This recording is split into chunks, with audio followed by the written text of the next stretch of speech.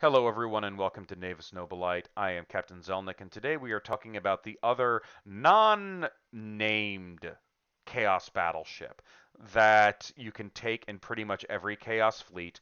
The Despoiler battleship is by far the most quintessential Chaos battleship. For Chaos, it is the most commonly one taken, simply because for what it does, it's reasonably priced at 400 points. It's still very expensive for what it does, and it has a pretty much an essential upgrade that you should take if you can. It is very pricey for what it does, but you get what you pay for in regards to this vessel. It has a standard Chaos battleship stat line of 12 hits, 20 centimeter speed, 45-degree turns, 4 shields, 5 up armor, and 4 turrets. It has launch capacity 8, 4 on the port and starboard.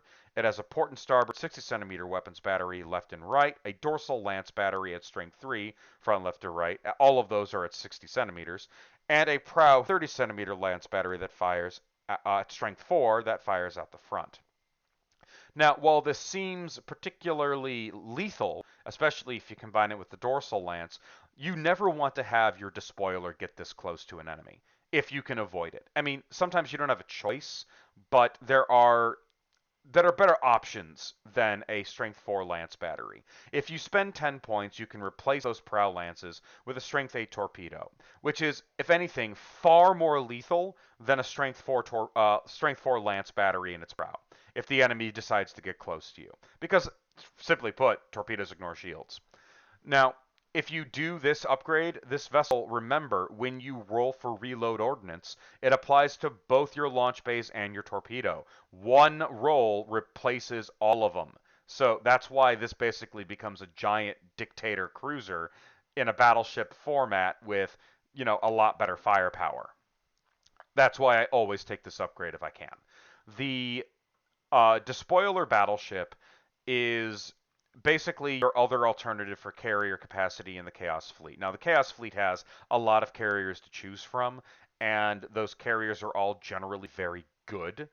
It is just a matter of deciding that you want to have your firepower when it comes to guns, like weapons, batteries, and lances, if you want it focused in your cruisers and escorts, or if you want them focused in your larger grand cruisers or battleships.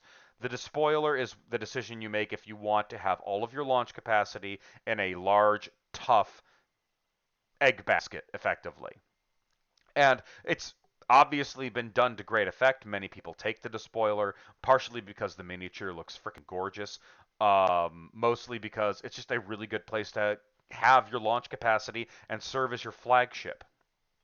Now, it does have some weaknesses. Namely, one, it is obviously dependent on reload ordnance special orders. So if you bomb that, you're in a lot of trouble.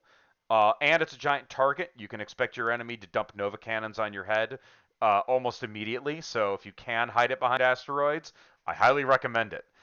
Uh, Aside from that, overall, it's probably the most reliable of the standard issue uh, chaos battleships in the game. Which, I mean, it it does its job and it does it well. It's just expensive, so bear that in mind. That's all for this video. I'm going to move on to the very first of the character vessels shortly. Thank you all, and I hope to see you all in the next video.